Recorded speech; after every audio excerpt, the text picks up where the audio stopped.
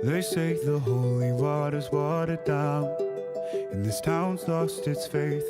Our colors will fade eventually.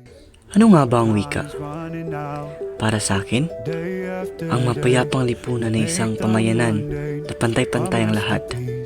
May respeto sa isa't isa at may bukas na pag-uusap upang malutas ang hindi pagkakaunawaan sa maayos na paraan. taking me out of the ordinary.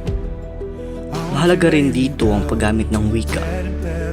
Kapag malinaw at magalang ang paggamit ng salita, mas mabilis nating naipapahayag ang ating damdamin at mas nagkakaroon ng pagkakaintindihan. Halimbawa na lamang paggamit ng po at opo na nagpapakita ng respeto. Bukod dito, ang ating kultura ay nagbibigay ng pundasyon sa pagkakaisa. Sa kulturang Pilipino, binibigay halaga ang bayanihan at pagtutulungan.